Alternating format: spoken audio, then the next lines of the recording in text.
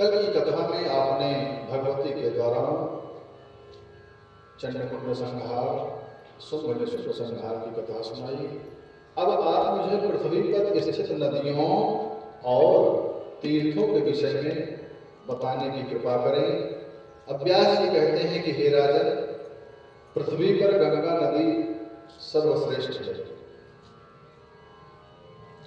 नदियां तो बहुत हैं, नदियों में यमुना, नर्मदा, गंडकी, सिंधु, गौतमी, तमसा, कावेरी, चंद्रभागा, पूर्णा,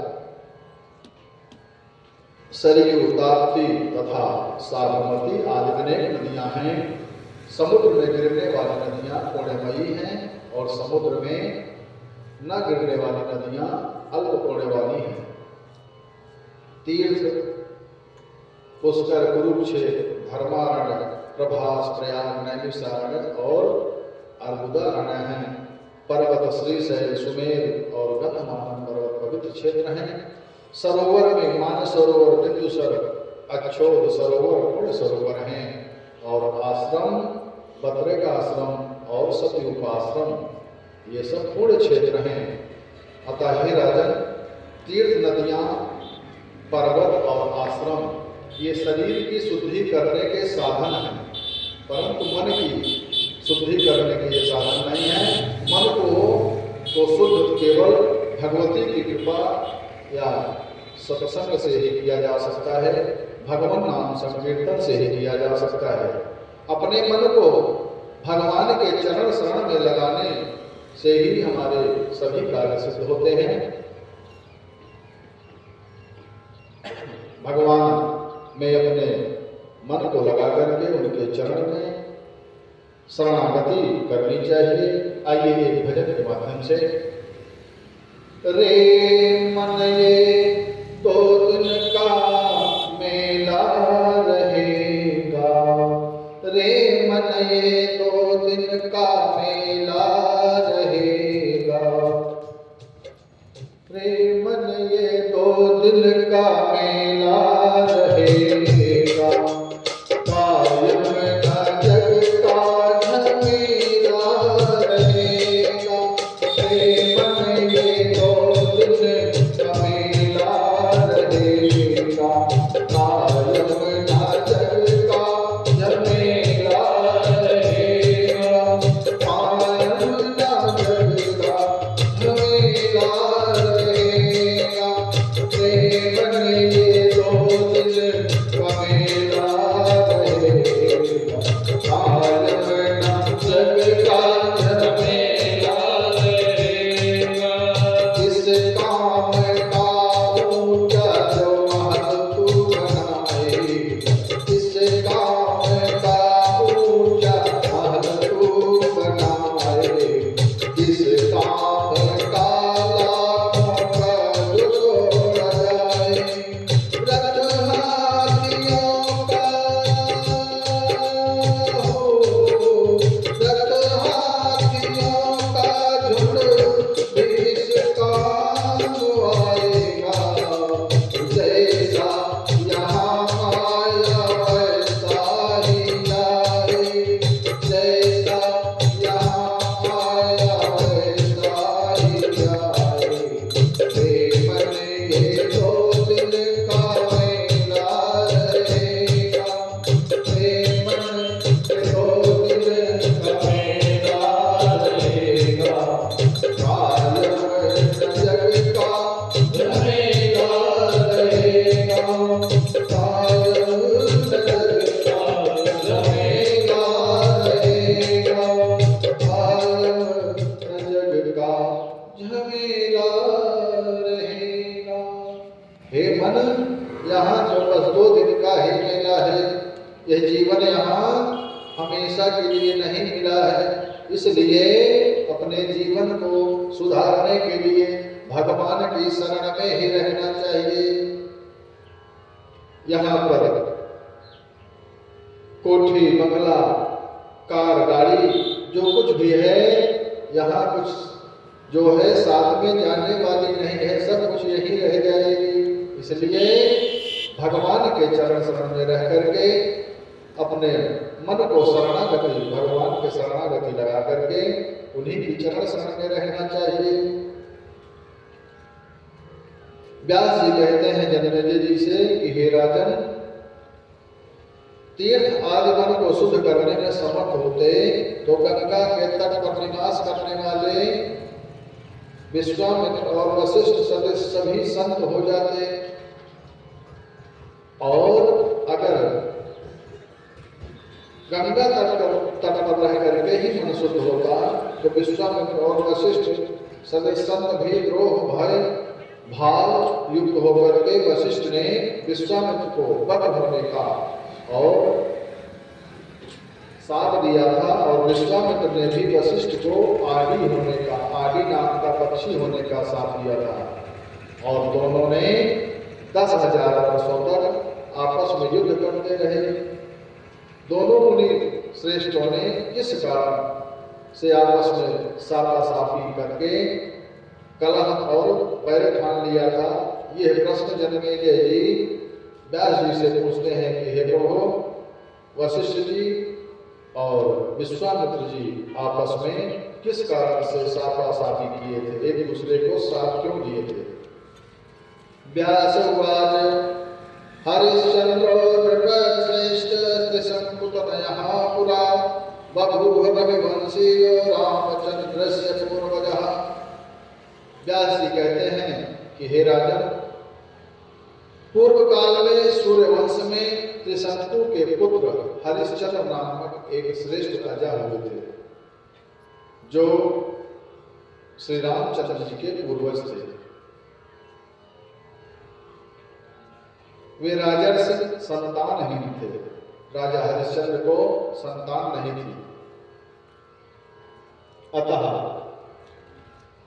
पुत्र की कामना से वरुण देव की प्रसन्नता के लिए उन्होंने नरमेध नामक दुष्कर यज्ञ महायज्ञ करने की प्रतिज्ञा की, और उस यज्ञ का व्रत लेने से वरुण देव उन पर प्रसन्न हो गए, और राजा की परम रूपवती पत्नी ने गर्भ धारण किया। रानी को गर्भवती देख करके राजा प्रसन्न हुए, और उन्होंने विधि पूर्वक गर्भ को संस्कारित करने वाला कर्म संपन्न कराया। समय आने पर उस रानी ने शुभ लक्षणों से संपन्न एक सुंदर पुत्र को जन्म दिया। महाराज ने प्रसन्न होकर के ब्राह्मणों को दान दक्षिणा देकर के संतुष्ट किया। जब घर में जन्मोत्सव का आयोजन धूमधाम से हो रहा था, तो उसी समय वरुण देव ने आकर के कहा कि हे राजन, मैं वरुण देव हूँ। आपने संकल्प किया था कि अपने पुत्र को बलि पशु बना करके यज्ञ करूंगा। आपने यह संकल्प किया था कि अगर मुझे पुत्र प्राप्त होगा तो उसे यज्ञ में बलि पशु बना करके यज्ञ करूंगा। अब आप अपना वचन पूरा कीजिए। अब राजा हरिश्चंद्र जी कहते हैं कि हे प्रभु, 1 माह में मेरी पत्नी जनना शौच से शुद्ध हो जाएगी, तब मैं यज्ञ अवश्य करूंगा। श्री राम श्री राम श्री राम। और 1 माह बाद फिर वरुण देव ब्राह्मण बन करके फिर पुनः आए राजा हरिश्चंद्र के पास, और हरिश्चंद्र जी को यज्ञ करने का वचन याद दिलाया। लेकिन राजा हरिश्चंद्र ने कहा कि हे प्रभु, हे ब्राह्मण देव, श्री राम, अभी संस्कारहीन पुत्र को युग में कैसे बांधूं? आप थोड़े दिन और टहल जाओ, और मैं यज्ञ अवश्य करूंगा। मैं यज्ञ के लिए भूला नहीं हूं। वरुण देव कहते हैं कि हे राजा, पुत्र मोह के कारण आप अपने वचन से हट रहे हैं। कुछ समय बाद मैं आपके पास पुनः आऊंगा। यदि उस समय आपने पुनः आनाकानी की तो मैं आपको साथ दे दूंगा। राजा ने कहा कि मैं समावर्तन संस्कार के बाद पुत्र को यज्ञ पशु बना करके अवश्य यज्ञ करूंगा। अब वरुण देव यह सुन करके पुनः चले गए। इधर राजा का रोहित नाम का पुत्र बड़ा हो गया। वह बुद्धिमान और समस्त विद्याओं में पारंगत हो गया। जब राजा के पुत्र रोहित को यज्ञ का सब कारण विस्तार पूर्वक ज्ञात हो गया, उसको यज्ञ के बारे में जानकारी हो गई, तब वह अपनी मृत्यु जान करके अत्यंत भयभीत हो गया। जब उसे यह पता चला कि यज्ञ में मेरी बलि दे दी जाएगी, तो वह डर गया। एक दिन वह बालक राजमहल से चुपचाप भाग करके एक अगम्य पर्वत की गुफा में चला गया और डर के वश से भयग्रस्त होकर के वहीं गुफा में रहने लगा। कुछ समय बीतने पर वरुण देव पुनः राजा हरिश्चंद्र के पास आकर के और यज्ञ करने के लिए उनको कहा। तब महाराज हरिश्चंद्र ने कहा कि हे वरुण देव, मैं क्या करूं? मेरा पुत्र तो कहीं चोरी छिपे भाग गया है और मुझे भी जानकारी नहीं है कि वह कहाँ गया है। अब मैं यज्ञ कैसे संपन्न करूं? वरुण देव इसे सुनकर के क्रोधित होकर के राजा हरिश्चंद्र को शाप दे दिया कि हे असत्य के आचरण करने वाले, झूठ बोलने वाले राजा, तेरे शरीर में जलोदर नाम का रोग हो जाएगा। राजा हरिश्चंद्र को शाप के कारण जलोदर हो गया और जलोदर रोग होने के कारण राजा अत्यंत दुखी रहने लगे। एक दिन महाराज ने गुरुदेव वशिष्ठ से कष्ट निवारण का उपाय पूछा। तब गुरुदेव वशिष्ठ जी ने कहा कि आप किसी ब्राह्मण के पुत्र को धन दे करके उसको खरीद करके ले आएं और यज्ञ पशु बना करके उसे यज्ञ में बलि दें और अपने यज्ञ को पूरा करें, तब हो सकता है कि आपका रोग मिट जाएगा। तब राजा ने अपने मंत्रियों को किसी गरीब ब्राह्मण से उसके पुत्र को खरीद करके लाने के लिए कहा। मंत्रीगण जाते हैं, राज्य में ढूंढते हैं और पता लगाने पर, बहुत अथक प्रयास करने पर अजीगर्त नाम का एक दुखी और निर्धन ब्राह्मण मिला जिसके 3 पुत्र थे। उस ब्राह्मण ने जितना धन मांगा उतना धन देकर के मंत्रीगण उसके मझले पुत्र सुनासेन को ले आए। कार्यकुशल मंत्री ने पशु योग्य ब्राह्मण पुत्र सुनासेन को ला करके राजा को समर्पित कर दिया। उस ब्राह्मण बालक का नाम सुनासेन था। सुनासेन रूपी यज्ञ पशु प्राप्त होने पर हरिश्चंद्र महाराज ने यज्ञ प्रारंभ करने योग ब्राह्मणों को बुलाया और सुनासेन को बधा हुआ देख करके विश्वामित्र मुनि ने राजा से कहा कि हे राजन, यह बालक तो रो रहा है। सुनासेन क्रंदन कर रहा था। विश्वामित्र कहते हैं कि हे राजन, यह बालक रो रहा है और इस ब्राह्मण बालक को आप बंधन मुक्त कर दीजिए। विश्वामित्र जी के बार बार कहने पर भी राजा ने अपने रोग के कारण उनकी बात पर ध्यान नहीं दिया। तब विश्वामित्र जी राजा से रुष्ट हो गए। तब विश्वामित्र जी ने यज्ञ पशु बने सुनासेन को वरुण देव के मंत्र का उपदेश दिया। उस बालक को विश्वामित्र जी ने एक वरुण देव का मंत्र बताया और सुनासेन भी वध के भय से उस वरुण मंत्र को रोते रोते जोर जोर से बोलने लगा। जलाधिपति वरुण देव ने आकर के उस रोते हुए क्रंदन करते हुए उस बालक को छुड़ा दिया और राजा को रोग रहित करके उस बालक को वरुण देव ने छुड़ाया और राजा को रोग मुक्त भी कर दिया। इस प्रकार विश्वामित्र ने सुनासेन को मृत्यु के मुंह से बचा लिया। एक पिता ने उसे धन के लिए बेचा, राजा अपने पुत्र की बलि न दे करके एक विप्र बालक की बलि देने के लिए तैयार हुए और विश्वामित्र जी ने उसको जीवन दान दिया। इन तीनों में श्रेष्ठ किसको माना जाएगा? श्रेष्ठ विश्वामित्र जी को माना जाएगा। और एक दिन क्रोधित होकर के विश्वामित्र ने ब्राह्मण का वेश बना करके छल पूर्वक राजा हरिश्चंद्र से उनका सर्वस्व राजपाट मांग लिया और राज्य पर अपना अधिकार कर लिया, जिससे राजा हरिश्चंद्र को भारी कष्ट उठाना पड़ा। यह समाचार जान करके वशिष्ठ जी ने क्रोध करके विश्वामित्र जी से कहा, कस्मात् त्वया नृपश्रेष्ठो यजमानो ममाप्यसो अवपराधं विना जालम गमितो दुःखमद्भुतम्।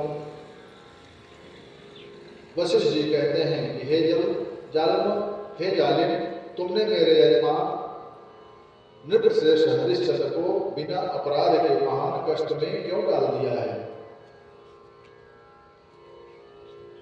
वशिष्ठ जी कहते हैं कि तुम बगुले के समान ध्यान परायण हो, अतः तुम बगुला हो जाओ। वशिष्ठ के द्वारा इस प्रकार से प्राप्त साप विश्वामित्र ने उनसे कहा, जब तक मैं बगुला रहूंगा तब तक तुम भी आदि नाम के पक्षी बन करके रहोगे। दोनों में साफासाफी हो गई। इस तरह आदि पक्षी और बगुला बन करके परस्पर वशिष्ठ जी और विश्वामित्र जी हजारों वर्ष तक बैर ठान करके आपस में युद्ध करते रहे। उन महान तपस्वियों का दीर्घकालीन वैर भाव और प्रतिदिन का युद्ध करते हुए देख करके ब्रह्मा जी सभी देवों के साथ उनके पास आए और उन दोनों को समझा बुझा करके शांति कराया और साप से दोनों को मुक्त करके अपने लोक को चले गए।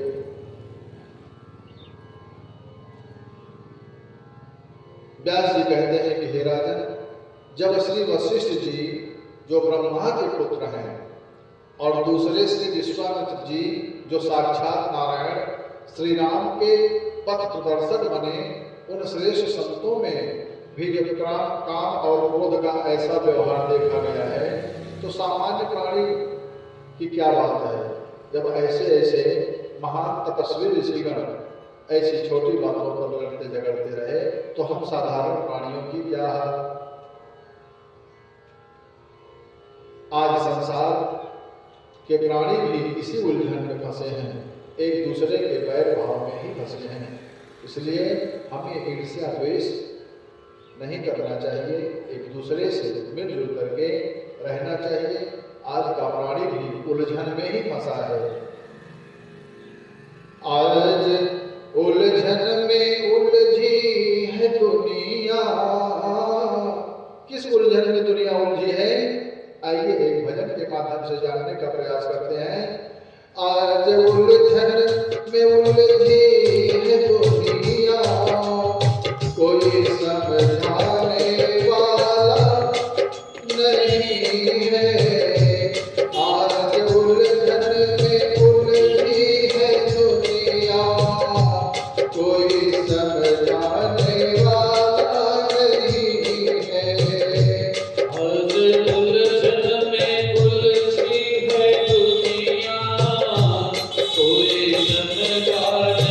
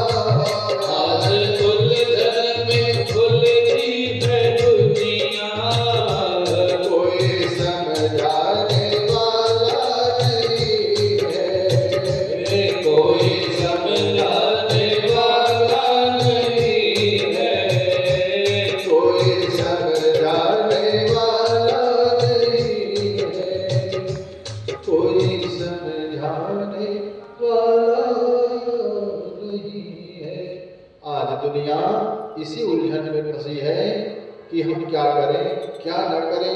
आपस में भाई भाई में नहीं मेल है, माता पिता की सेवा नहीं करना चाहते हैं, सभी दुखी हैं। अपने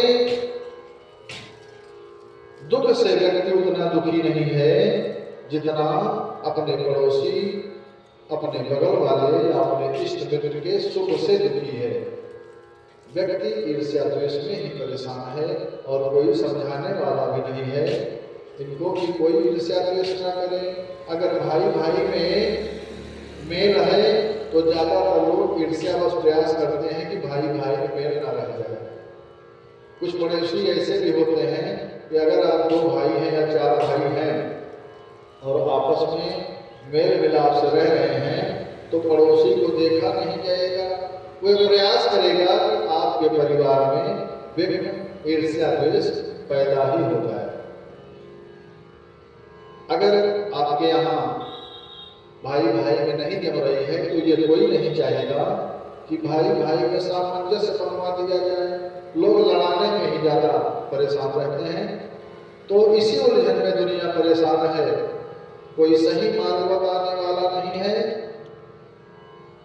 आगे व्यास जी कहते हैं कि हे राजन,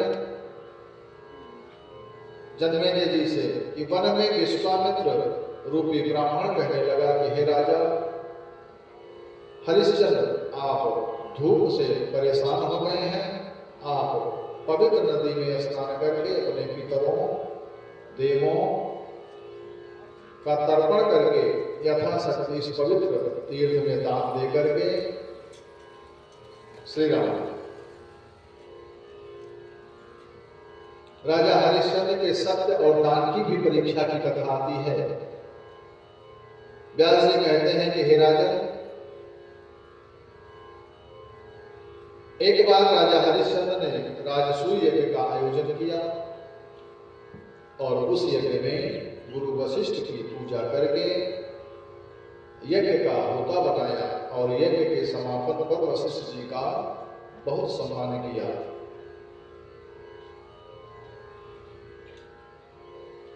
वशिष्ठ जी का सम्मान हुआ और एक बार वशिष्ठ जी इंद्र की अमरावती में गए।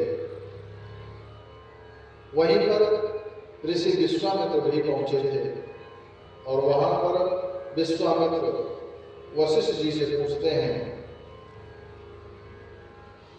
कि हे ऋषिवर, आपने इतना सम्मान कहां पाया?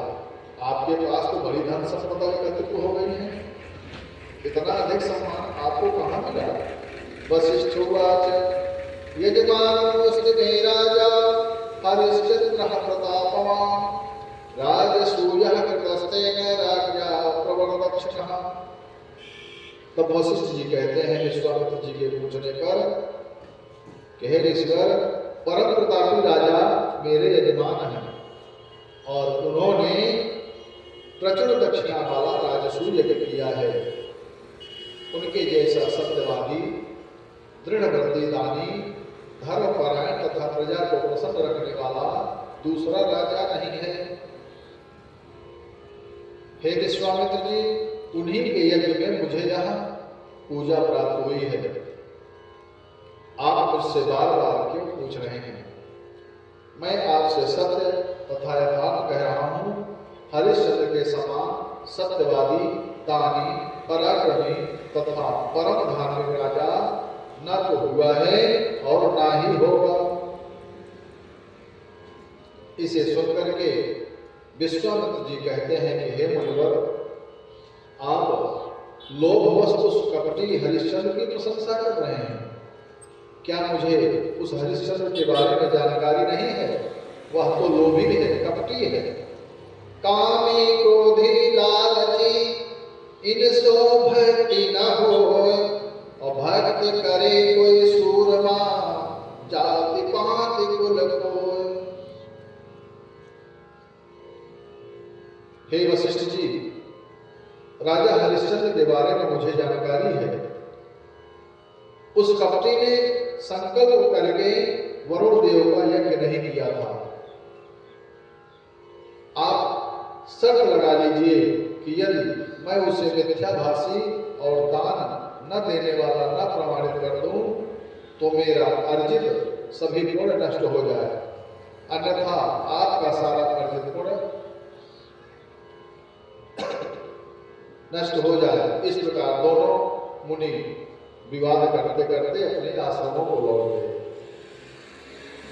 एक दिन महाराज हरिश्चंद्र शिकार खेलते खेलते खेलते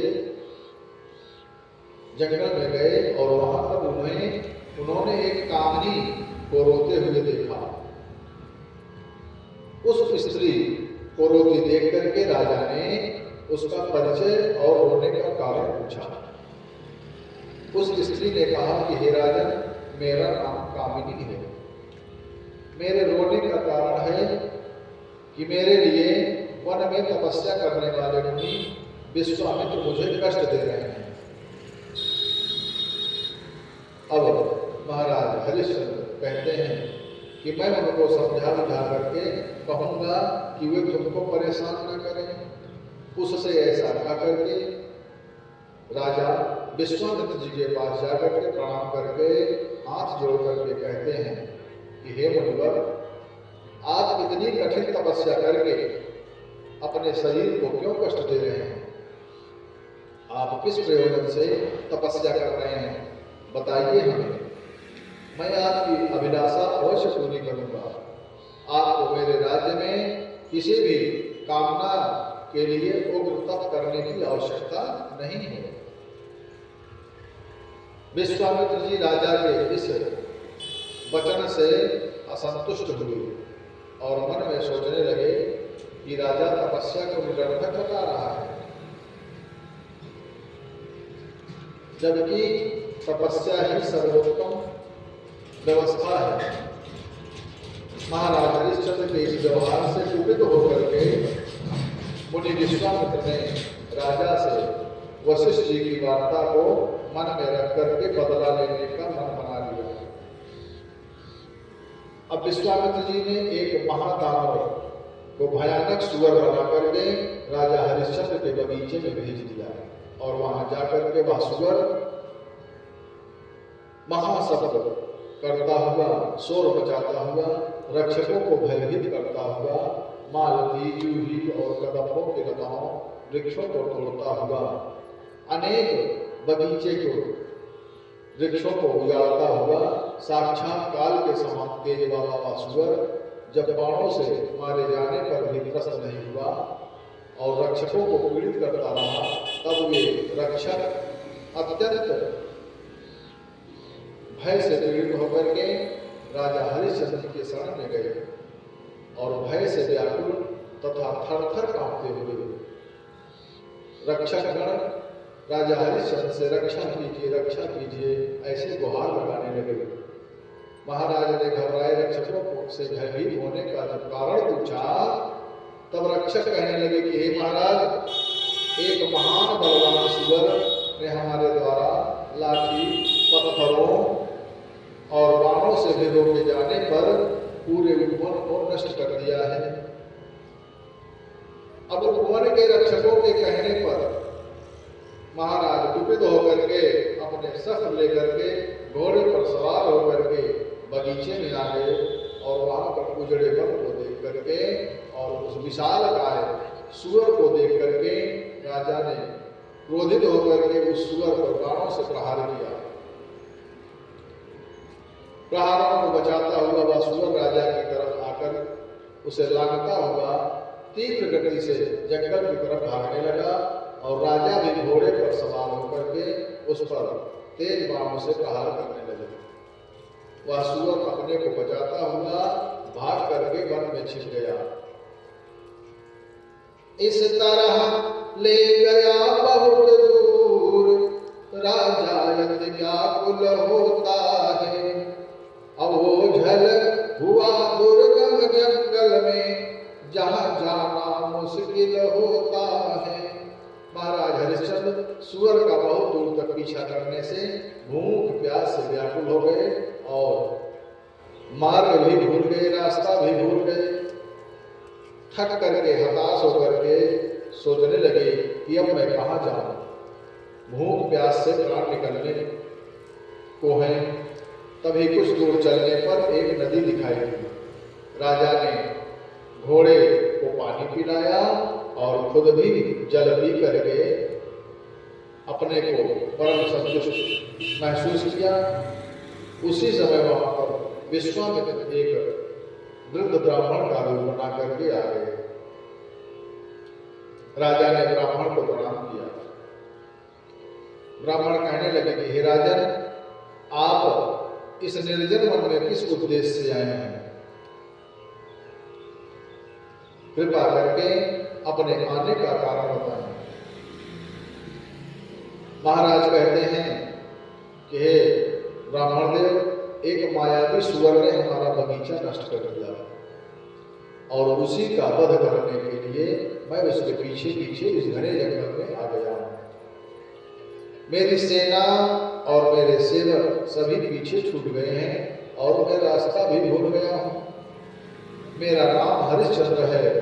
मैं राजसूय यज्ञ कर चुका हूं और मैं याचना करने वालों को उसकी हर अभिलाषा पूरी करने का प्रयास करता हूं, उसकी सभी अभिलाषाएं पूरी कर देता हूं। अतः हे ब्राह्मण देव, आपको भी यज्ञ आदि को धन की अभिलाषा हो तो अयोध्या आकर के मुझसे आप ले सकते हैं। वन में विश्वामित्र रूपी ब्राह्मण कहने लगे कि हे राजा हरिश्चंद्र, आप धूप से परेशान हो गए हैं। आप पवित्र नदी में स्नान करके अपने पितरों तथा देवों का तर्पण करके यथाशक्ति से इस पवित्र तीर्थ में दान दे करके चले जाना। मैं आपको रास्ता दिखा दूंगा। उस ब्राह्मण की कपट भरी वाणी सुनकर के राजा ने नदी में स्नान किया और तर्पण करके कहने लगे कि हे मुनिवर, अब आप अपनी इच्छित वस्तु अपने इच्छानुसार वस्तु मांगिए, मैं आपको वही वस्तु तुरंत दूंगा जो आप चाहेंगे। अब विश्वामित्र जी कहते हैं कि हे राजन, मैंने वशिष्ठ जी से आपकी बड़ी बड़ाई तथा सत्य और दान देने की बातें सुन चुका हूं।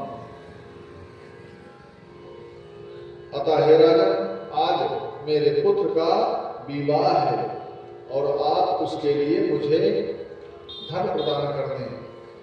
अब राजा कहते हैं कि आप विवाह कीजिए, मैं आपको अधिक से अधिक धन दूंगा। तभी विश्वामित्र जी ने एक सुकुमार पुत्र और एक 10 वर्ष की कन्या उपस्थित कर दी वहीं पर और कहा कि आप इन दोनों का विवाह संपन्न करा दीजिए, आपको पुण्य मिलेगा। राजा ने कहा कि वैसा ही करूंगा ऋषिवर, जैसा आप कह रहे हैं। विवाह कार्य पूर्ण होने पर हवन वेदी के मध्य राजा से विश्वामित्र ने कहा कि हे राजन, आप हाथी, घोड़े, रथ और रत्नों सेवकों सहित अपना राज्य दान में दे दीजिए।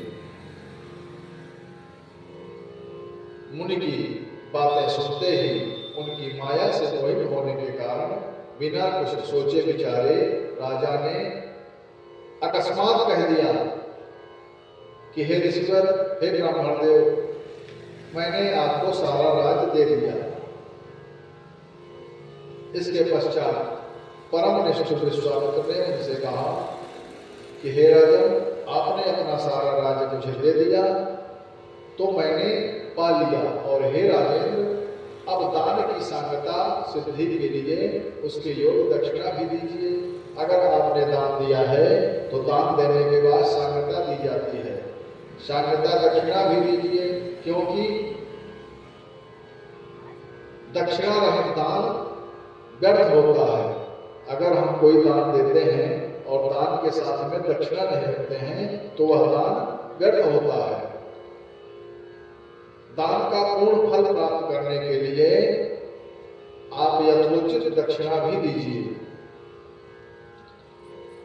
मुनिवर के यह कहने पर राजा हरिश्चंद्र उस समय बड़े आश्चर्य पड़ गए और उन्होंने मुनि से कहा कि हे ऋषिवर, आप यह तो बताइए कि इस समय कितना धन आपको और देना है।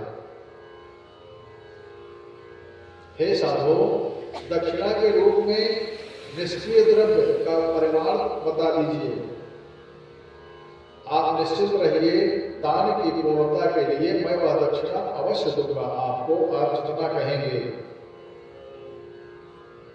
अब विश्वामित्र जी कहते हैं कि हे राजन, अगर आप ये कहते हैं कि हम जितना कहेंगे उतना आप दक्षिणा देंगे, तो आप 2.5 भार स्वर्ण दक्षिणा के रूप में अभी तुरंत दीजिए।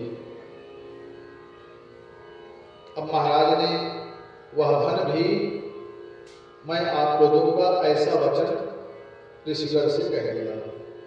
और उसी समय राजा के सैनिक जो बिछुड़ गए थे वे वहां पर महाराज को देख करके बड़े प्रसन्न हुए, आ गए और महाराज को उदास मन देख करके उनको सांत्वना देने लगे। राजा हरिश्चंद्र सोचने लगे कि मेरी बुद्धि भ्रमित हो गई, इस मुनि ने कपट करके मेरा सब कुछ लेकर के मुझे ठग लिया। मन में चिंताग्रस्त व्यथित मन से अपने महल में पहुंचे। रानी ने उदासी का कारण पूछा तो महाराज ने सब कुछ सारी बात यथोचित जो हुई थी यथार्थ बता दिया। और उस दिन महाराज ने भोजन भी नहीं किया और दूसरे दिन प्रातः काल होने पर विश्वामित्र जी कहते हैं कि हे राजन, अपना राज्य छोड़िए और अपने वचन से संकल्पित इस राज्य को मुझे दे दीजिए। विश्वामित्र जी राजा हरिश्चंद्र से कहते हैं कि हे राजन, आपने जो वचन दिया है, आपने राज्य को संकल्प दे दिया है, आपने राज्य को मुझे दे दिया है, तो अब आप राज्य पुनः छोड़ दीजिए, तुरंत छोड़ दीजिए और अपनी आपने जो प्रतिज्ञा किया है 2.5 भार स्वर्ण देने की दक्षिणा भी दीजिए और अपने सत्यवादी बनने का प्रमाण दीजिए। अगर आप सत्यवादी हैं तो ऐसा कार्य तुरंत कीजिए। हरिश्चंद्र उवाच स्वामिन राज्यं तवेदं मे मया दत्तं किलात्मा त्यक्त्वा गमिष्यामि मा चिंतां कुरु कौशिक। हरिश्चंद्र जी कहते हैं कि हे राजन, हे मुनिवर, मेरा यह राज्य अब आपका है, क्योंकि मैंने इसे आपको दे दिया है। इसे छोड़कर अब मैं अन्यत्र चला जाऊंगा, आप चिंता न करें। महाराज हरिश्चंद्र से छल कपट से दान लिया। शास्त्रों में धन की 3 गतियां बताई गई हैं और महाराज मन में सोच रहे हैं कि मैंने दान में राज दिया है, अब लेने वाले के मन का भाव कपटपूर्ण था, फिर भी मैं खुश हूं कि मैंने मांगने वाले को बिना दिए वापस नहीं दिया। यह सोचते सोचते नगर से रानी और पुत्र सहित जब बाहर जा रहे थे तो नगर निवासी विश्वामित्र को कोसने लगे, बुरा भला कहने लगे। तभी विश्वामित्र जी आकर के कहते हैं कि हे राजन, मेरी दक्षिणा का स्वर्ण अभी आपको देना चाहिए, आप तुरंत दीजिए, और यदि न देना चाहो तो मना भी कर सकते हो, मना कर दो, मैं छोड़ दूंगा, और चाहो तो अपना राज्य भी आप वापस ले सकते हो। महाराज हरिश्चंद्र कहने लगे कि हे ऋषिवर, आप विषाद छोड़िए, मैं भोजन तभी करूंगा जब आपकी दक्षिणा का स्वर्ण दे दूंगा। हे ऋषिवर, हे मुनिवर, मैं दान दे करके ना कैसे कह सकता हूं, मैंने अगर आपको दान दिया है तो मैं इनकार नहीं कर सकता हूं, मेरा धर्म है दान देना, मैं आपको आपका स्वर्ण अवश्य दूंगा। अब विश्वामित्र कहते हैं कि हे राजन, अब आप मुझे स्वर्ण कहां से देंगे? आप तो अपना राजपाट खजाना सब कुछ दान कर चुके हैं, उस खजाने से आप धन नहीं निकाल सकते हैं, वह तो सारा खजाना अब मेरा हो चुका है। राजा हरिश्चंद्र जी कहते हैं कि हे मुनिवर, अभी मैं, मेरी रानी और मेरा पुत्र रोहित अभी शेष हैं, हम तीनों काशी में जाकर के बिक करके आपको स्वर्ण देंगे। मुनि से ऐसा कह करके महाराज पैदल काशी में जाकर के पहुंचे हैं। तब विश्वामित्र पुनः आकर के कहने लगे कि हे हरिश्चंद्र, आज महीने का आखिरी दिन है, अब तुम काशी में आ गए हो, आज सूर्यास्त तक तुमने मेरी दक्षिणा नहीं दी तो मैं तुम्हें शाप दे दूंगा। महाराज हरिश्चंद्र कहते हैं कि हे मुनिवर, मैं सूर्यास्त तक आपकी दक्षिणा अवश्य दे दूंगा। चंद्र टरे सूरज टरे, टरे जगत व्यवहार, और ये नृप श्री हरिश्चंद्र को करे न सत्य विचार। राजा ने काशी के बाजार में जाकर के घोषणा कर दी कि हम तीनों प्राणी यही बिकने आए हैं, जिसे आवश्यकता हो वह हमें सेवा के लिए खरीद सकता है, हम उसकी सेवा करेंगे जो मुझे खरीदेगा। ब्राह्मण ने कहा, यह धन दीजिए। एक ब्राह्मण वहां खरीददार आया और ब्राह्मण ने राजा से कहा कि यह धन लो और अपना पुत्र मुझे दे दो। धर्मशास्त्रज्ञों ने स्त्री पुरुष का मूल्य निर्धारित कर दिया, जैसे 100, 1000, लाख और करोड़। उसी प्रकार अन्य विद्वानों ने शुभ लक्षणों से युक्त कुशल तथा सुंदर स्वभाव वाली स्त्री का मूल्य 1 करोड़ तथा वैसे ही गुणों वाले पुरुष का मूल्य 10 करोड़ बताया। काफी समय के बाद में विश्वामित्र एक वृद्ध ब्राह्मण का वेश बना करके रानी और रोहित को उचित मूल्य दे करके पहले रानी को खरीदा, फिर रोहित को। जब रानी को खरीद लिया तब पुत्र रोने लगा। पुत्र रोने लगा और कहता है कि हे माँ, मैं तुम्हारे बिना कैसे रहूंगा। फिर उसे भी उचित मूल्य में खरीद करके वह ब्राह्मण बेरहमी से घसीटता हुआ, प्रताड़ित करता हुआ ले गया। अब महाराज मन में करुण विलाप करने लगे। फिर उन्होंने 11 करोड़ स्वर्ण मुद्राएं विश्वामित्र को अर्पित कर दी। विश्वामित्र कर्कश वाणी से कहने लगे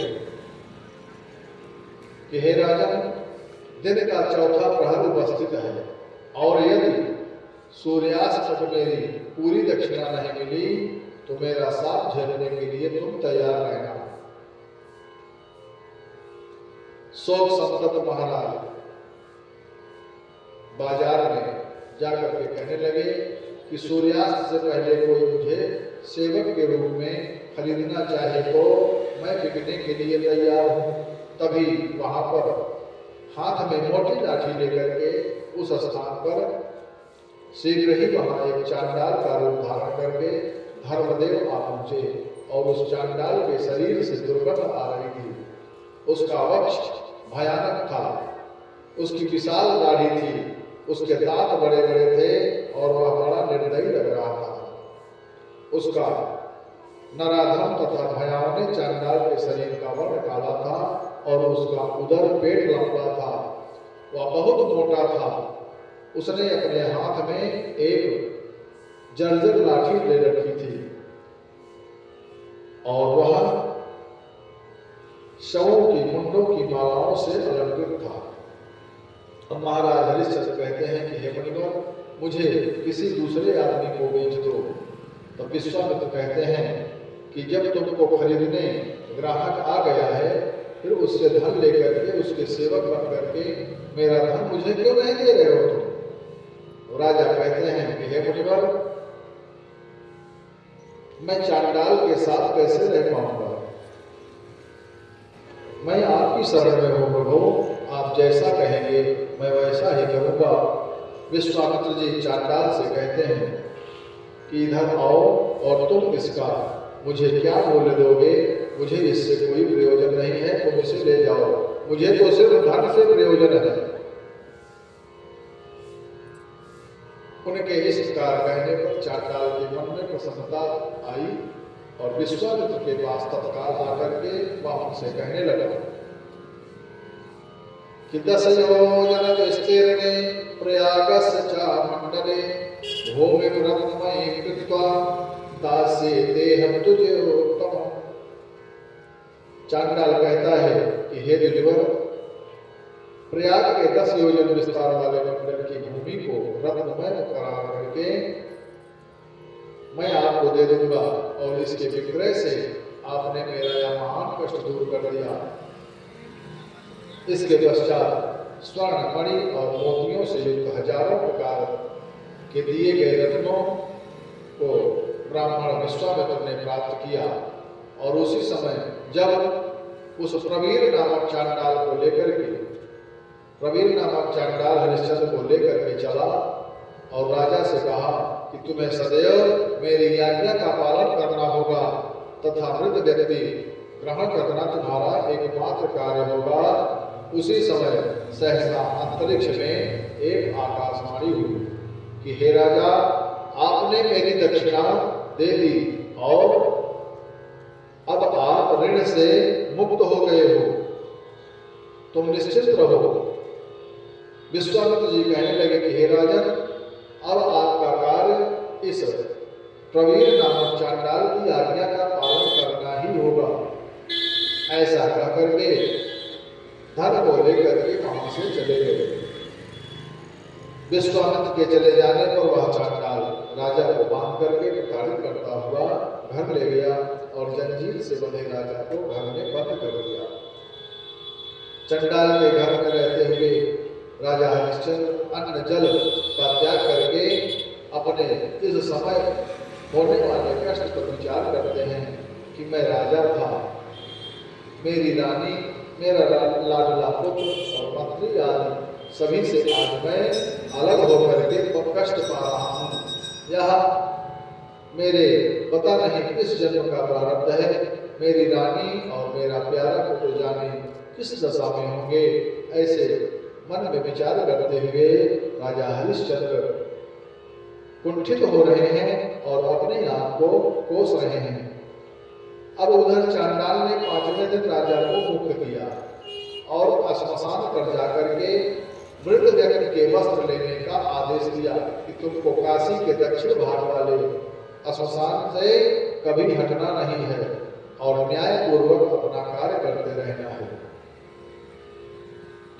आज महाराज हरिश्चंद्र अयोध्या के राजा से श्मशान पर मृतकों के वस्त्र उठाने वाले हो गए हैं।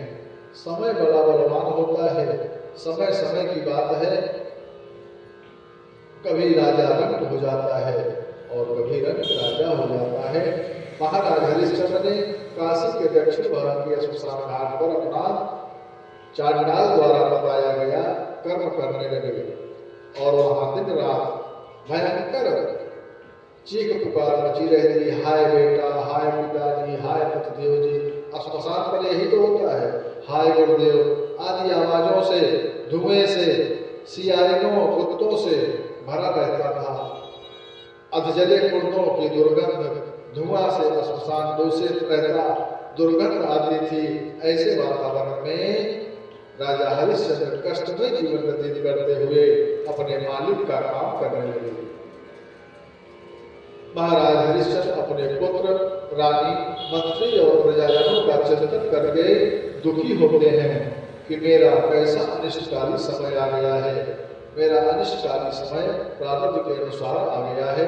उनका शरीर लकड़ी की तरह हो रहा है और फिर भी श्मशान में मुर्दों के वस्त्र लेने का काम कर रहे हैं। वे न रात में सो पाते हैं न दिन में सो पाते हैं। ऐसा कष्ट में जीवन व्यतीत करते हुए महाराज को 12 महीने 100 वर्ष के समान व्यतीत हुए और महाराज हरिश्चंद्र मां भगवती से इस कष्ट को झेलने की शक्ति प्राप्त करने के लिए प्रार्थना करते हैं। मां भगवती से प्रार्थना करते हैं कि हे मां, मुझे इतनी शक्ति दो कि मैं इन कष्टों को झेल पाऊं। हे मैया, मेरे इतनी सामर्थ्य नहीं है कि मैं इन कष्टों को झेल पाऊं। अगर आप शक्ति नहीं दोगी तो मैं कुछ नहीं कर पाऊंगा। मैया से प्रार्थना करते हैं, इतनी शक्ति हमें दे न माता, इतनी शक्ति हमें दे न माता, मन का विश्वास कमजोर होना, इतनी शक्ति हमें दे न माता, मन का विश्वास कमजोर होना, इतनी शक्ति हमें दे न माता, मन का विश्वास कमजोर होना, हम चले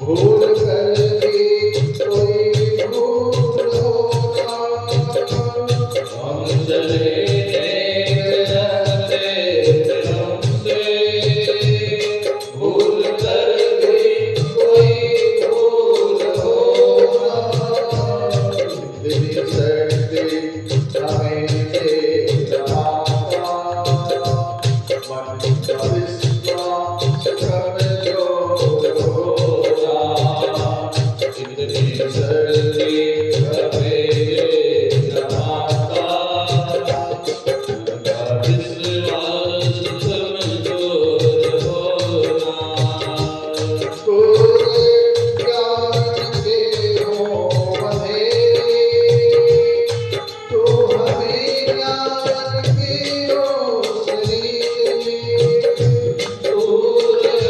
ज्ञान के हो अंधेरे, तो हमें ज्ञान की रोशनी दे, हर बुराई से बचते रहे हम, हर बुराई से बचते रहे हम, जिंदगी भी तेरी भरी दे, हर बुराई से बचते रहे हम, जितनी भी दे भरी जिंदगी दे, इतनी शक्ति हमें दे न मैया, मन का विश्वास कमजोर होना, हम चले नेक रास्ते पे हमसे,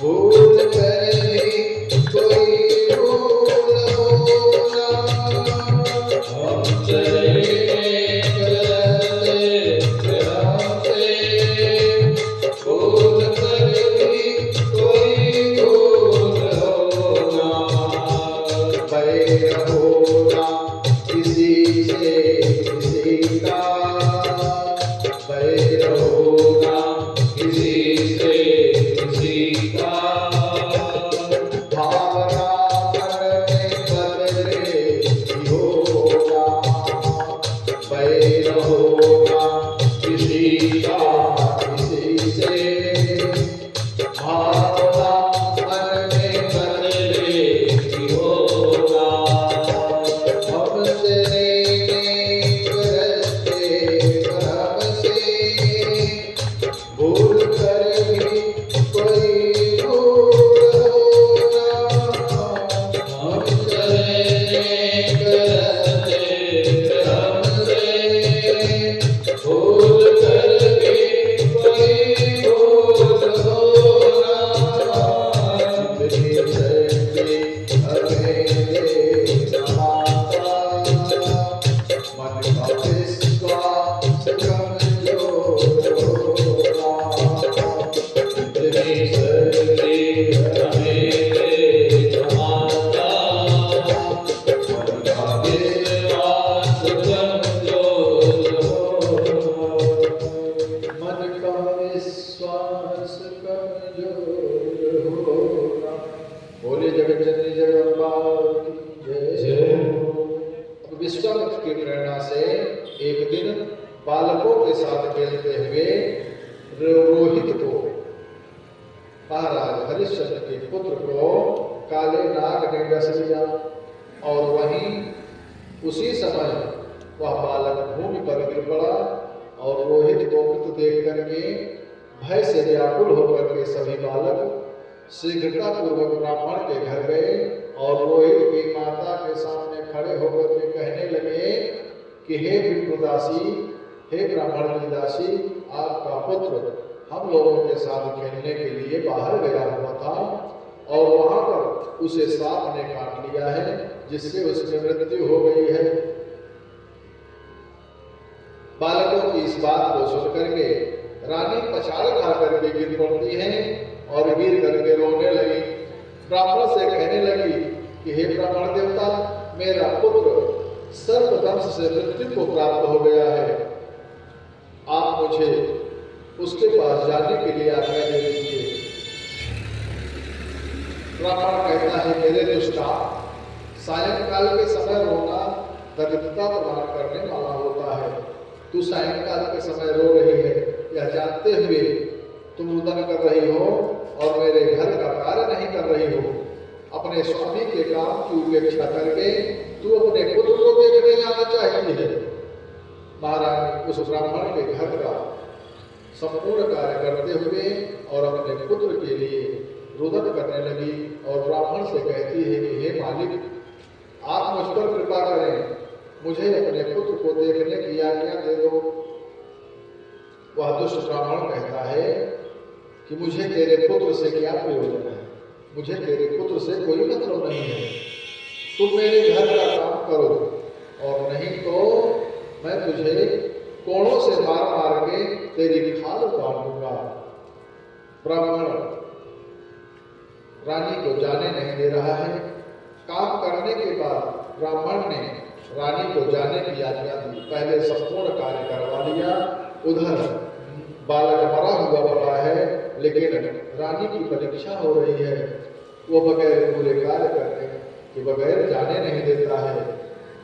थोड़ी ही देर में वाराणसी से बाहर निकलने पर काष्ठ पुष्प और तृण के ऊपर अपने पुत्र को रंग की भांति भूमि पर सोया हुआ देख करके वह दुख से अधीर हो गई और अत्यंत निष्ठुर शब्द करके विलाप करने लगी कि मेरे सामने आओ और बताओ कि तुम इस समय मुझसे क्यों रूठे हो बेटा।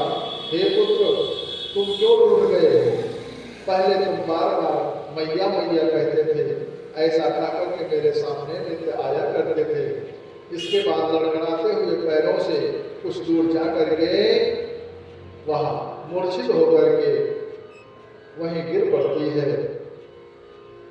महारानी कहती है कि हे वत्स, क्या तुम नहीं जानते हो कि मैं तुम्हारी माता बिलख रही हूं? हमारा ऐसा बुरा समय आया कि राज त्यागना पड़ा। पति के द्वारा बेच दिए जाने पर दासी बनना पड़ा और मैं तुमको देख करके अपने मन को सांत्वना देती थी। पुत्र, तुम मेरे साथ थे, तुम मुझे बड़ा संतोष था। तुम भी मुझे छोड़ करके चले गए बेटा। तुम्हारे जन्म के समय ब्राह्मणों ने कहा था कि यह बालक तो दीर्घायु होगा, दानी होगा, माता पिता का सेवक होगा, परम सत्यवादी होगा, जितेंद्रीय होगा और यह बालक कुशल शासक होगा। आज ब्राह्मणों की सभी बातें झूठ हो गई। हे पुत्र, तुम्हारी हथेली में चक्र, मत्स्य, छत्र, श्रीवत्स, स्वास्तिक, ध्वजा आदि चिन्ह है।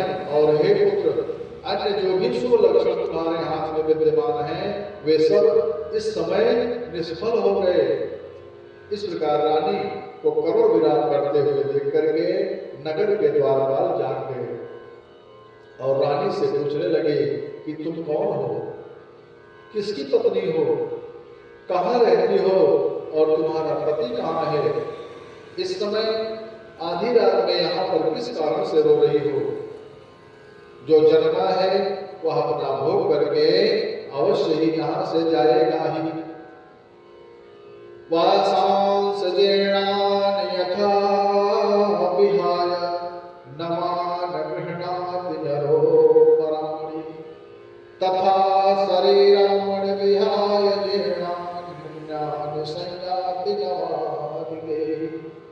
जिस प्रकार मनुष्य पुराने वस्त्रों को त्याग करके नए वस्त्र धारण करता है, उसी प्रकार यह आत्मा पुराने तथा व्यर्थ के शरीरों को त्याग करके नवीन और भौतिक शरीर धारण करती है। इस प्रकार उन द्वारपालों और नागरिकों ने उस रोती हुई रानी को अनेक प्रकार से समझाया है, लेकिन रानी ने रोना बंद नहीं किया है।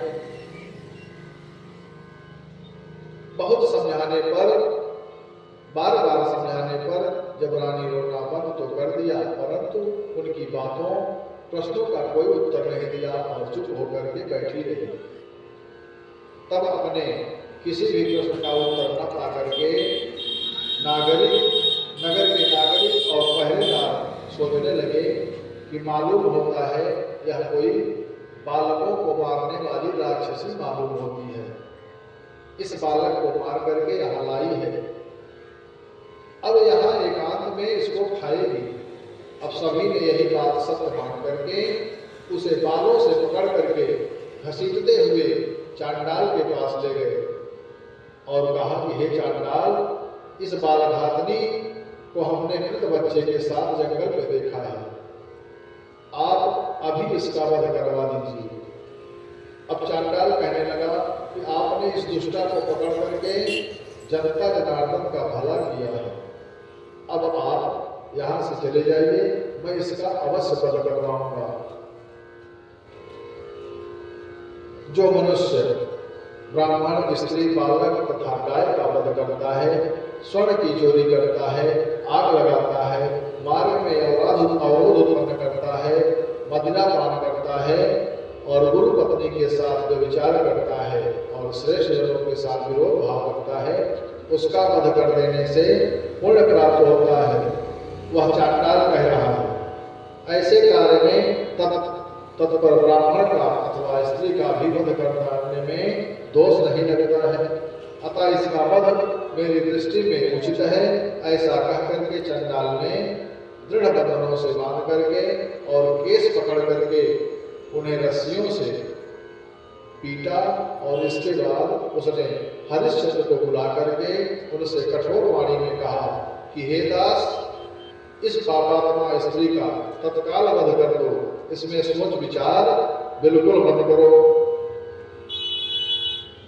उसके वचन को सुनकर के राजा कहते हैं कि हे चांडाल देवता, मैं इस चंडालिका टाइम को मारने में असमर्थ हूँ, आप मुझे कोई दूसरा काम दे दीजिए, जो कितना भी कठिन हो मुझे बताइए, उसे तुरंत ही करूँगा। अब चंडाल कहता है कि तुम्हारे मन में पाप और दया भाव था, तो चंडाल के घर सेवा करने के लिए काम क्यों नहीं लिया था तुमने, और दास्ता करना क्यों स्वीकार किया था? अतः इस तलवार से इस दुष्टा का सिर काट दो। चांडाल के आदेश को मान करके राजा अपने हाथ में तलवार लेकर के उसे मारने के लिए तैयार हुए। तभी रानी ने रोते हुए चांडाल बने राजा से कहा, स्त्री उवाच चांडाल शृणु मे वाक्यम किंचित् त्वं यदि मन्यसे वृत्तिस्तिष्ठति पुत्रो नाति दूरे बहिपुरात्। स्त्री कहती है कि हे चांडाल, यदि तुम थोड़ा सा भी उचित समझते हो तो मेरी बात को सुनो। इस नगर से बाहर थोड़ी ही दूरी पर मेरा पुत्र मृत पड़ा है। मैं जब तक उस बालक को आपके पास ला करके उसका दाह संस्कार न कर दूं, तब तक के लिए मेरी प्रतीक्षा कीजिए और इसके बाद मुझे तलवार से मार डालिएगा। राजा ने उसे पुत्र के पास जाने दिया, लेकिन चांडाल वेश में होने के कारण न तो उस रानी की आंखों ने राजा को पहचाना है और न रानी ही राजा की चेतना में आई है। रानी अपने पुत्र रोहित को, मरे हुए रोहित को लेकर के आ गई और उसे जमीन पर लिटा करके करुण रुंदन करने लगी, रोने लगी। और रानी कहती है कि हे पुत्र, किस बात का अनिष्ट चिंतन के परिणाम स्वरूप यह महान दारुण दुख मेरे सामने आ पड़ा है बेटा, इसका कारण भी समझ में नहीं आ रहा है। हे नाथ, मुझ अत्यंत दुखनी को छोड़ करके इस समय आप किस स्थान पर विद्यमान हैं, आप किस कारण से निश्चिंत हैं। राजा से हरिश्चंद्र को राज्य से हाथ धोना पड़ा और उनके सुहृद वर्ण अलग हो गए और उन्हें अपनी पत्नी तथा पुत्र तक को बेच देना पड़ा। हाँ विधाता, हे विधाता, तुमने यह क्या कर दिया है। उस स्त्री के रोने को सुन करके राजा हरिश्चंद्र सारा हाल जान गए, सब कुछ समझ गए और रानी भी राजा की उसकी शक्ल से नहीं, आवाज से पहचान करके राजा और रानी दोनों विलाप करते हुए मूर्छित हो गए। चेतना आने पर रानी ने पुत्र का सर्पवंश से होने वाली मृत्यु का समाचार राजा को बताया, रोते रोते हुए बता दिया और जिसे सुन करके पुनः मूर्छित होकर के राजा पृथ्वी पर गिर गए। राजा के चेतना में आ जाने पर रानी ने अपने मृत पुत्र को राजा के आगे रख दिया और राजा अपने मृत पुत्र को दुलारने पुचकारने लगा, मुख को बार बार चूमने लगा। इसके पश्चात रानी ने हरिश्चंद्र से गदगद वाणी, दुख भरे वाणी में कहा कि अब आप मेरा सिर काट करके अपने स्वामी की आज्ञा का पालन कीजिए, जिससे आपको स्वामी द्रोह का दोष न लगे। रानी कहती है कि हे राजन, आपके स्वामी ने आदेश दिया है कि मेरा सिर काटा जाए, तो आप मेरे सिर को काट करके अपने स्वामी के आदेश को पूर्ण करो, ताकि आपको स्वामी द्रोह न लगे और आप सत्य से पीछे भी न हटे। आपकी वाणी असत्य नहीं होनी चाहिए और दूसरों के प्रति द्रोह भी महान पाप है। अतः हे राजा, मैंने मां भगवती की और ब्राह्मणों की पूजा की है और उस पूजा के प्रभाव से मुझे आप ही अगले जन्म में पति रूप में प्राप्त होंगे। राजा सोचने लगे कि अब इस शरीर को रखने से क्या लाभ, परंतु मैं तो चट्टाल के द्वारा खरीदा गया हूँ। यदि मैं आज मरता हूँ तो मुझे दूसरे जन्म में इसका कर्जा चुकाना पड़ेगा, पुनः जन्म लेना पड़ेगा। इसके पश्चात राजा हरिश्चंद्र ने चिता तैयार करके उस पर पुत्र को लिटा दिया और अपनी पत्नी सहित दोनों हाथ जोड़ करके शताक्षी 100 नेत्रों वाली परमेश्वरी, जगत की अधिष्ठात्री, पंचकोश के भीतर सदा विराजमान रहने वाली, रक्त वर्ण का वस्त्र धारण करने वाली, करुणा रस की पुकार सुनने वाली, करुणा रस के सागर स्वरूपा, अनेक प्रकार के आयु धारण करने वाली और जगत की रक्षा करने वाली मैया निरंतर तत्पर जगदम्बा का ध्यान करने लगे। राजा और रानी जगदम्बा का ध्यान करते करते मैया की स्तुति भी कर रहे हैं और राजा को ध्यान करते देख करके इंद्र आदि देवता वहीं पर आ गए। अब ब्रह्मा जी कहते हैं कि हे राजन, सुनो, मैं धर्मदेव, मरुदगण, नाग, किन्नर, रुद्रगण, लोकपाल, अश्विनी कुमार और नाग देवता विश्वामित्र आदि आपके साहस, सत्य और इंद्रियों के नियंत्रण से हम सभी संतुष्ट हुए हैं। आपकी अभी तक परीक्षा हो रही थी।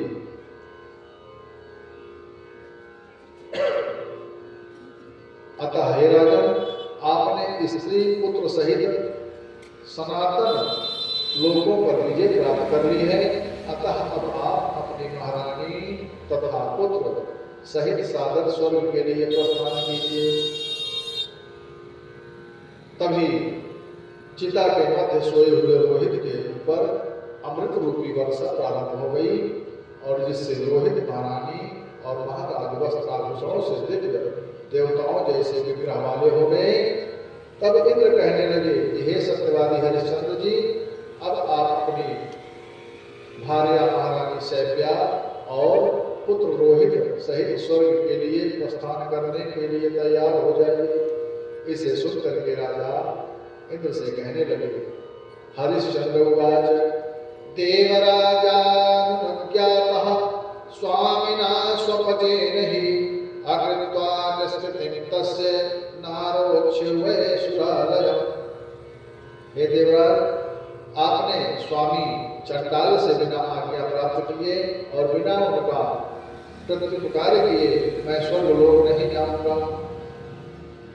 तब धर्मदेव कहते हैं कि हे राजन, मैं आपकी भावी क्लेश के संबंध में विचार करके मैं ही अपनी माया के प्रभाव से चांडाल बन गया था। आपको जो चांडाल का घर दिखाई पड़ा था वो भी मेरी माया ही थी। महाराज हरिश्चंद्र कहते हैं कि हे देवराज, मैं अयोध्या वासियों को छोड़कर के स्वर्ग जाना नहीं चाहता हूँ। मैं अपने अयोध्या वासियों के पूजा पाठ और धार्मिक अनुष्ठानों के फलस्वरूप ही आज आप सभी देवताओं का दर्शन और कृपा प्राप्त कर रहा हूँ। जो कभी भी हर्षित नहीं होता, न शोक करता है, न पश्चाताप करता है, न इच्छा करता है, तथा जो शुभ और अशुभ दोनों प्रकार की वस्तुओं का त्याग कर देता है, ऐसा भक्त मुझे प्रिय है, भगवान कहते हैं। अतः हे देवराज, मैं ऐसी धार्मिक ईश्वर भक्त प्रजा को छोड़ करके स्वर्ग नहीं जाना चाहता हूँ। इसके पश्चात देवराज ने कहा कि अपनी प्रजा को भी साथ ले चलो। देवराज कहते हैं कि हे राजन, अगर आप प्रजा को छोड़ करके नहीं जाना चाहते हो तो अपनी प्रजा को भी साथ ले चलो। महाराज ने सभी प्रजाजनों को स्वर्ग जाने की कह करके अयोध्या में अपने पुत्र को राज सिंहासन पर आसीन करके अपने सभी धार्मिक अयोध्यावासी नागरिकों के साथ इच्छानुसार चलने वाले विमान में बैठ करके और दुर्लभ कीर्ति को प्राप्त करके स्वर्ग को प्रस्थान कर गए। अब सूत जी कहते हैं कि हे ऋषियों, सत्यवादी और दानी महाराज हरिश्चंद्र का संपूर्ण चरित्र मैंने आपको बता दिया। जो इस चरित्र का पठन पाठन व श्रवण करता है उसकी पुत्र, स्त्री व धन प्राप्ति की सभी कामनाएं पूर्ण होती हैं। ये हरिश्चंद्र से क्या चरित्र जो प्राणी इस दिन गाते हैं, सारे संकट मिट जाते हैं और अंत अमर पद पाते हैं। बोले राजा हरिश्चंद्र की जय हो। बोले जगत जननी मां भगवती की जय हो। अब इसके पश्चात शक्तिपीठ के बारे में जन्मेजय जी व्यास जी से पूछते हैं कि हे ईश्वर, सती के शरीर त्यागने के पश्चात भगवान श्री शंकर जी ने क्या किया था? अब व्यास जी कहते हैं कि जब यह समाचार शंकर भगवान को मिला तो तुरंत उन्होंने अपनी एक जटा उठा करके पृथ्वी पर दे मारी, जिससे वीरभद्र नाम का शिवकर्ण प्रकट हो गया। उस वीरभद्र ने यज्ञ को विध्वंस करके सभी शिव विरोधी ब्राह्मणों और देवों को दंडित करके दक्ष का सिर भी यज्ञ कुंड में हवन कर दिया। और जब सभी देवता पीड़ित हो गए तो ब्रह्मा जी को लेकर के शंकर भगवान की शरण में जा करके विनती करने लगा। उधर वह शंकर भगवान की विनती करता है और उधर आइए हम सभी भगवान भोलेनाथ की विनती करते हैं। हम शरण तेरी भोले आए, प्रभु कर दो बेड़ा पार।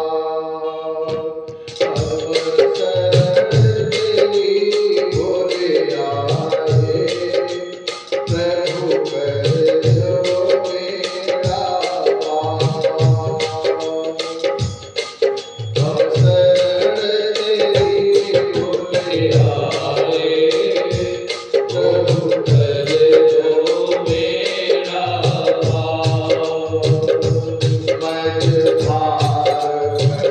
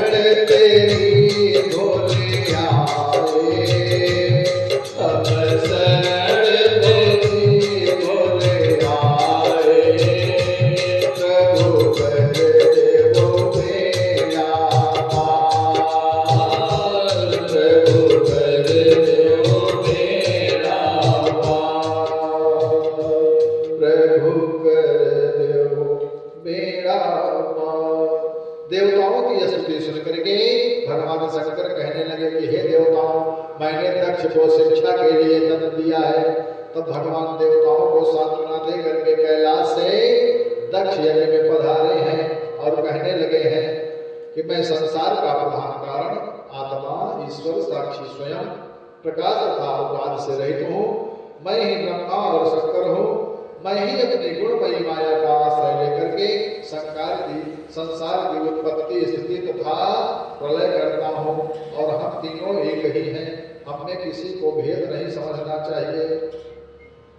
ऐसा कह करके सभी देवताओं को अभय करके फिर दक्ष के धड़ पर बकरे का सिर जोड़ करके दक्ष प्रजापति को जीवित कर दिया और फिर वे यज्ञ स्थल पर जाकर के हा सती कह करके सती के शरीर को अपने कंधे पर रख करके भ्रमित चित्त होकर के देश देश में भ्रमण करने लगे। इससे ब्रह्मा आदि देवता अत्यंत चिंतित हो उठे और विष्णु ने शीघ्रता पूर्वक धनुष उठा करके बाणों से सती के अंगों को काट डाला और वे अंग जिन जिन स्थान पर गिरे हैं उन स्थानों पर भगवान शंकर अनेक विग्रह धारण करके प्रकट हो गए।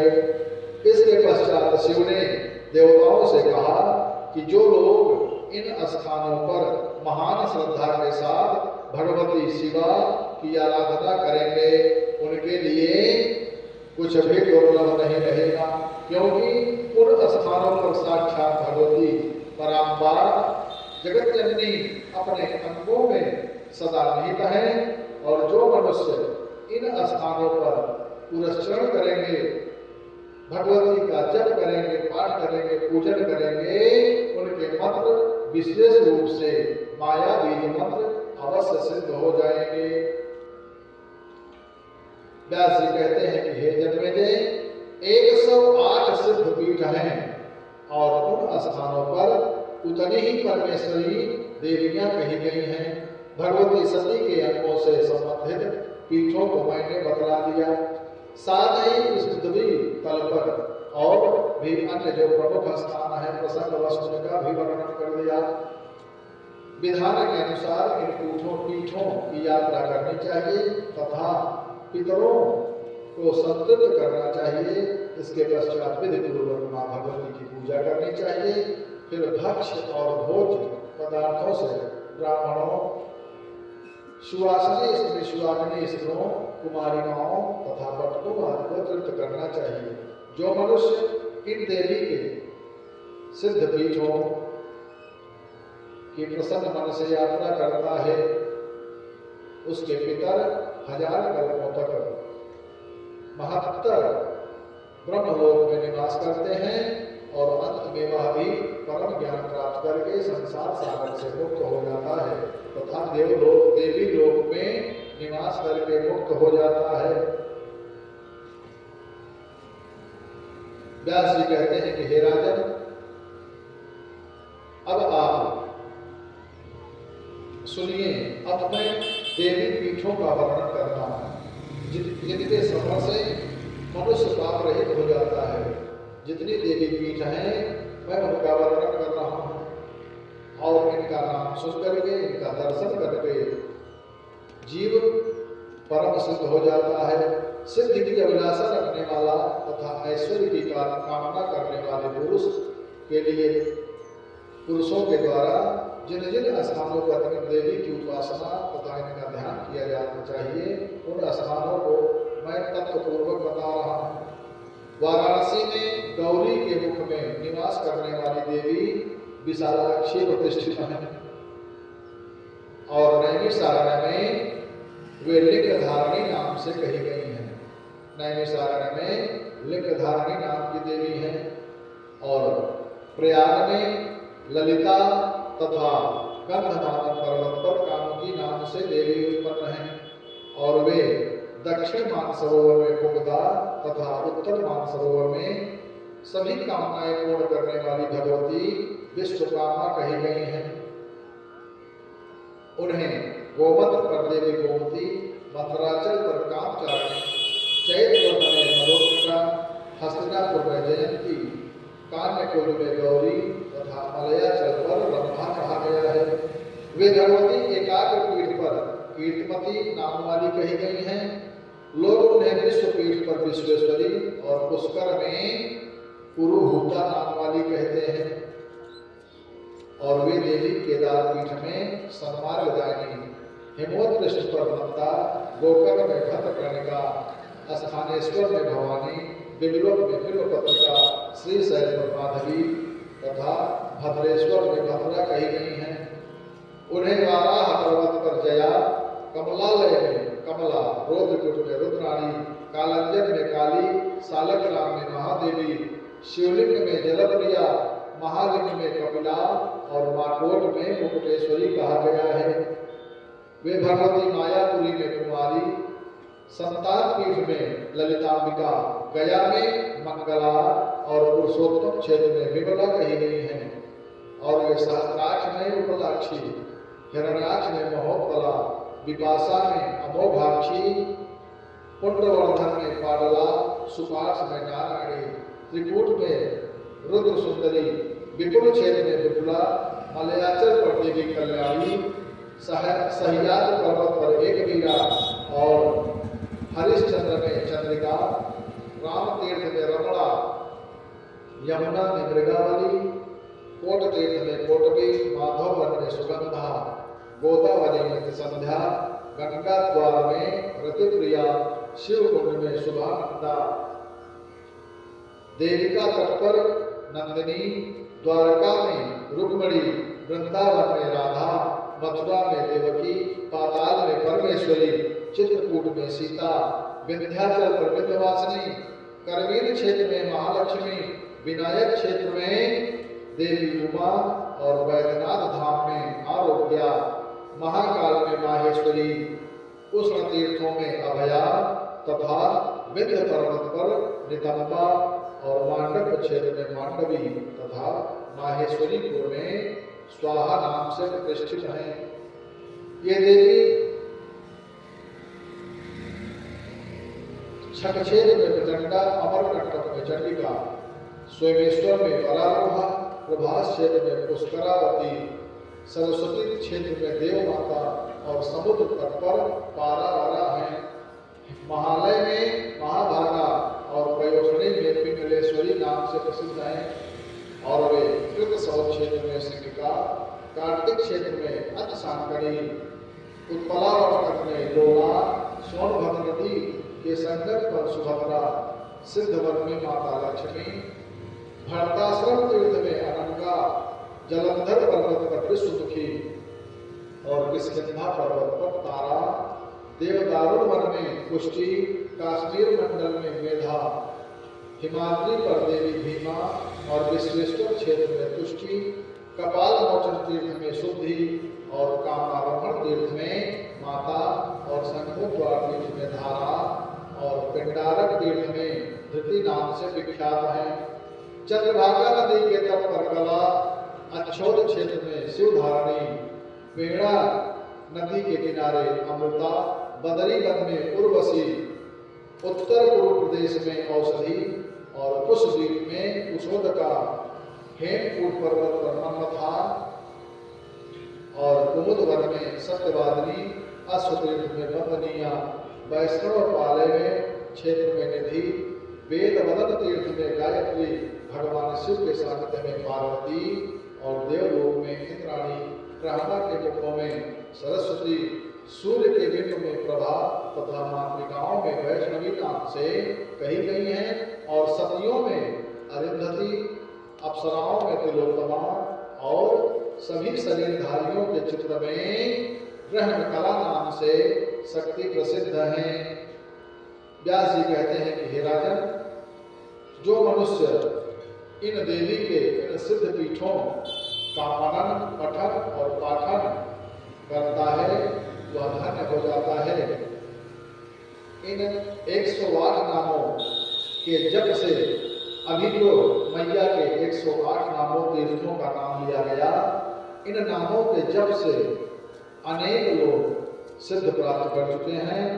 आज हमारा भी परम सौभाग्य है कि जो मैया के 108 नामों का श्रवण हुआ, जहाँ पर यह अष्टोत्तर शतनाम स्वयं लिखा हुआ हो अथवा पुस्तक में अंकित रूप से स्थित रहता है, उस स्थान पर ग्रहों तथा महाकाली आदि के उपद्रव का भय नहीं रहता है। और पर्व पर जैसे समुद्र बढ़ता है, वैसे ही वहाँ सौभाग्य की नित्य वृद्धि होती रहती है। इन 108 नामों का जप करने वाले के लिए कुछ भी दुर्लभ नहीं रह जाता है। ऐसा यह देवी भागवत देवी भक्त पारायण निश्चय ही कृतित्व हो जाता है। देवता भी उसे नमस्कार करते हैं, क्योंकि उसे देवी का ही रूप कहा गया है। देवता सब तरह से उसकी पूजा करते हैं, तो फिर श्रेष्ठ मुनियों की क्या बात कही गई है। जो व्यक्ति अपने पितरों के श्राद्ध के समय इस उत्तम 108 नाम का पाठ करता है, उसके सभी पितर तृप्त होकर के परम गति को प्राप्त करते हैं।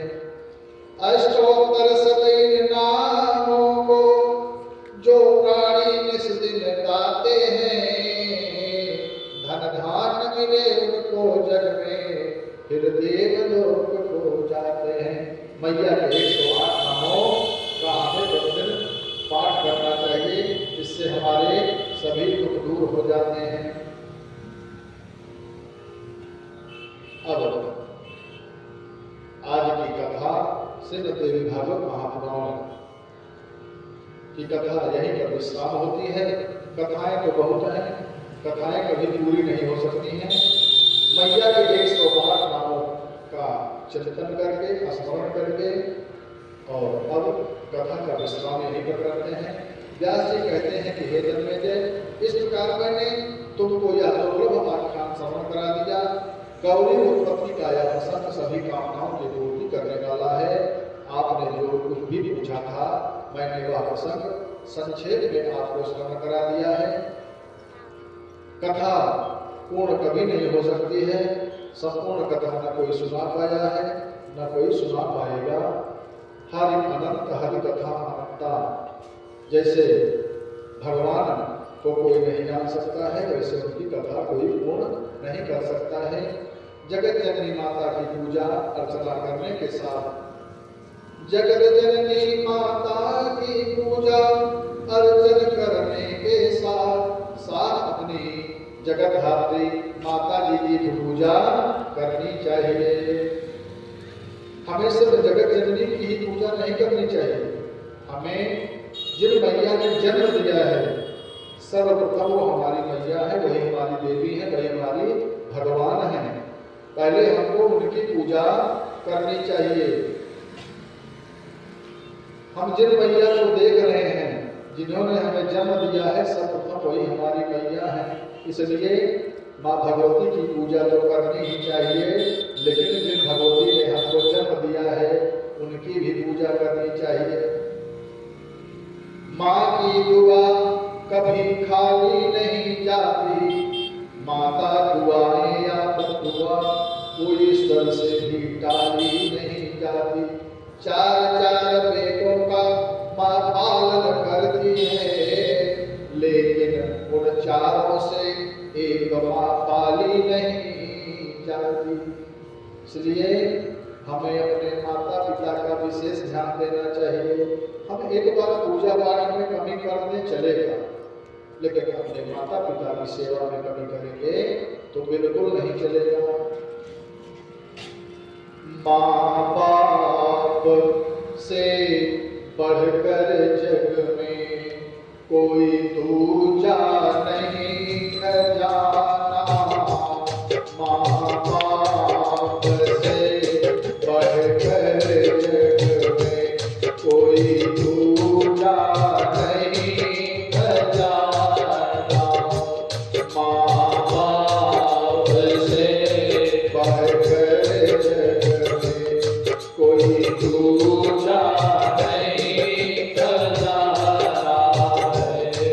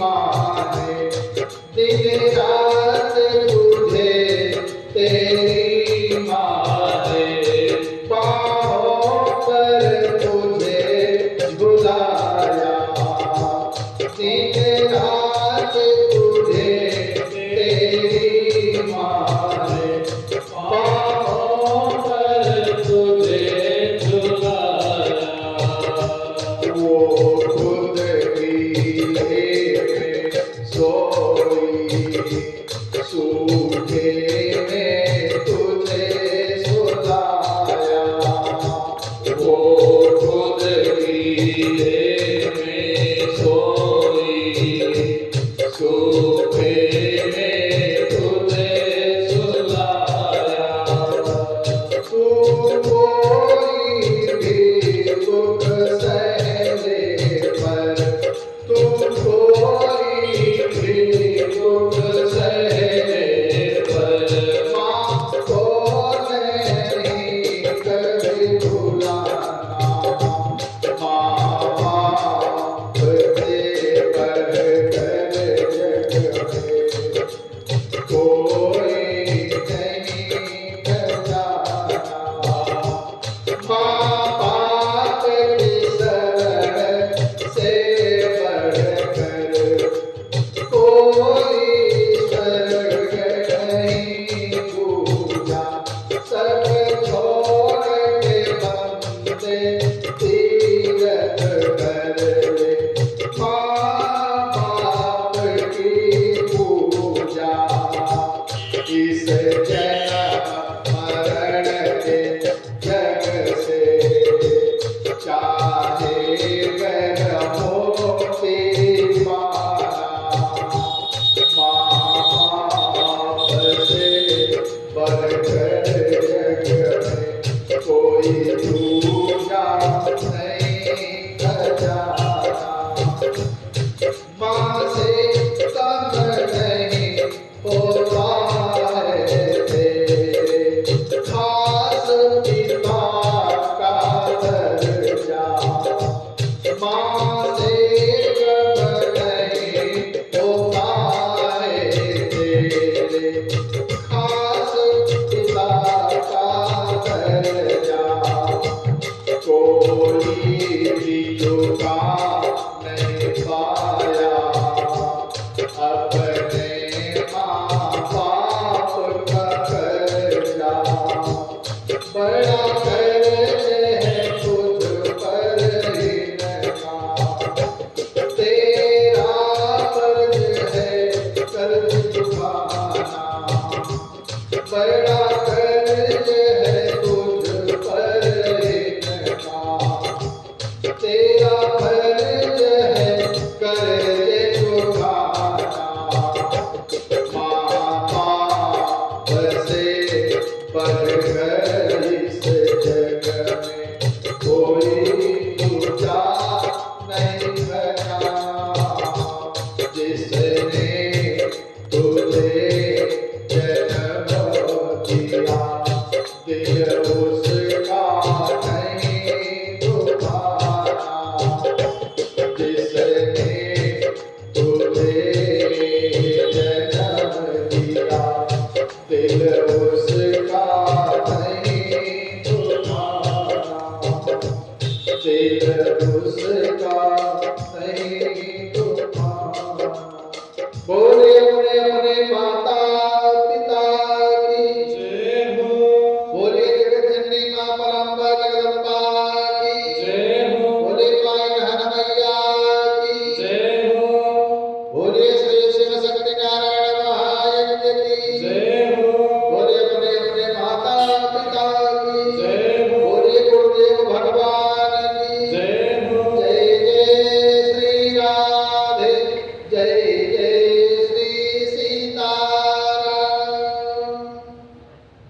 बड़े ही हर्ष का विषय संकल्पित 108 श्री शिव शक्ति नारायण महायज्ञ श्रृंखला के 51वें यज्ञ में श्रीमद् देवी भागवत महापुराण की कथा का आज विश्राम दिवस। आइए कथा विश्राम होती है। आइए हम सभी भक्तजन श्री हनुमान चालीसा का पाठ करने के पश्चात आरती और उसके पश्चात महाप्रसाद प्रसाद प्राप्त करेंगे। और कल से संकल्पित 108 श्री शिव सत्यनारायण महायज्ञ श्रृंखला की 52वीं यज्ञ प्रारंभ हो जाएगी। और 52वें यज्ञ में श्रीमद् भागवत महापुराण की कथा कल से प्रारंभ होगी। और कल से श्रीमद् भागवत महापुराण के कथाव्यास परम आदरणीय श्री करुणा शंकर जी महाराज जो मानधाता से उनका आगमन होगा। और पिछली कथाओं में भी उन्होंने यहाँ पर कथा श्रवण कराई है। अतः आप सभी भक्तों से निवेदन कि जो भक्तजन अभी तक श्री शिव महापुराण श्रीमद् देवी भागवत महापुराण में नहीं आ पाए हैं, कल से श्रीमद् भागवत महापुराण की कथा प्रारंभ होगी। और व्यास जी परम आदरणीय श्री करुणा शंकर जी महाराज रहेंगे। आप सभी भक्तों से निवेदन, आप सभी अपने जीवन को कृतार्थ करने के लिए समय निकाल करके कथा श्रवण करने के लिए आवें और अपने जीवन को धन्य बनाएं। आइए हम सभी भक्तजन श्री हनुमान चालीसा का पाठ करते हैं। इसके बाद आरती जहाँ तक आवाज पहुँच रही है सभी भक्तों से निवेदन, जो कथा पंडाल में भक्त उपस्थित हैं उनसे भी निवेदन और जो बाहर हैं उनसे भी निवेदन, जो जहाँ है वहीं से श्री हनुमान चालीसा का पाठ करें और अपने जीवन को धन्य बनाएं। जय जय जय हनुमान गोसाई कृपा करो गुरुदेव पिताई। जय जय जय हनुमान गोसाई कृपा करो गुरुदेव पिताई। श्री गुरुजन सरोज रज मन गुरु सुधार